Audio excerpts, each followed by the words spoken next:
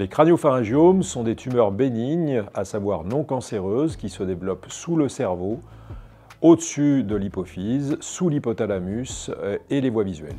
Peu à peu, ces tumeurs peuvent grossir à l'intérieur du crâne et au fur et à mesure peuvent comprimer les structures autour, pouvant entraîner un certain nombre de symptômes que nous allons détailler. La fréquence de ces tumeurs dans la population générale est d'environ 1 pour 50 000 patients. Cette tumeur atteint principalement les enfants avec un diagnostic entre 5 et 15 ans dans leur grande majorité. Cela peut atteindre aussi les adultes avec un pic de fréquence aux alentours de 50 ans. Il y a deux types de craniopharyngiomes. Le craniopharyngiome adamantin, qui est le craniopharyngiome de l'enfant, qui est le type le plus fréquent, et le craniopharyngiome papillaire, qui se trouve exclusivement chez l'adulte et représente que 10% des formes chez l'adulte. Ces symptômes peuvent comprendre des signes que l'on appelle d'hypertension intracrânienne, des maux de tête avec éventuellement des nausées, des vomissements. C'est essentiellement chez l'enfant en particulier. Lorsque le nerf optique est comprimé par le craniopharyngiome, des troubles visuels peuvent survenir, une baisse de l'acuité visuelle en particulier. C'est souvent le premier symptôme chez l'adulte.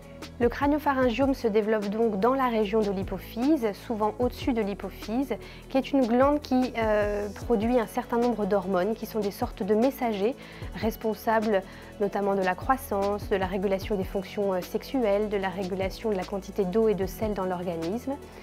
Quand le craniopharyngiome comprime l'hypophyse, ces fonctions hormonales peuvent être altérées. Le craniopharyngiome peut également comprimer l'hypothalamus, qui est plutôt cette fois-ci au-dessus, qui est également responsable de certaines fonctions importantes pour l'organisme, notamment la régulation du sommeil, la régulation de la température, la régulation de la sensation de faim et de satiété. Lorsqu'il y a donc des anomalies de ces fonctions, il peut y avoir une obésité qui survient. L'atteinte hypothalamique est spécifique du craniopharyngiome et la préservation de ces fonctions va être une priorité dans notre prise en charge.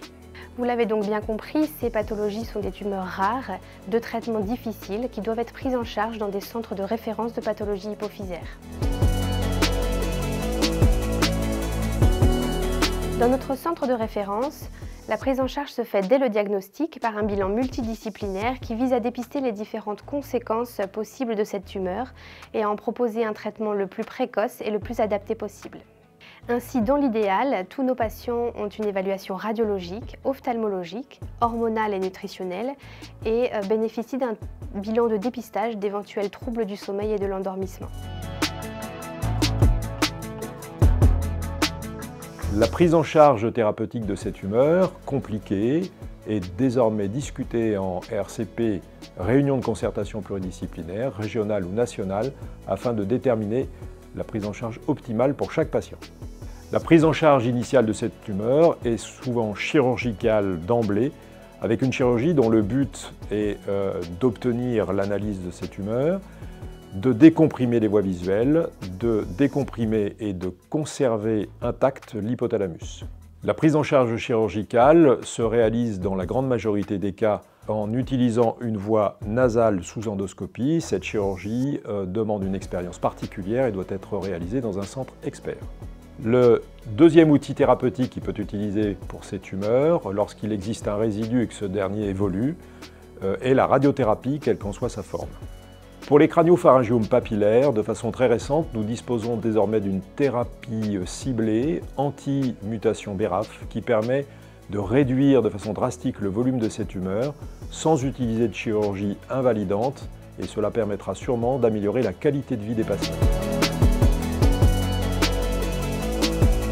Le suivi sera ensuite prolongé dans le centre de référence pour surveiller l'absence de récidive de la tumeur et prendre en charge les différents troubles hormonaux et nutritionnels potentiels, notamment la prise en charge de l'obésité.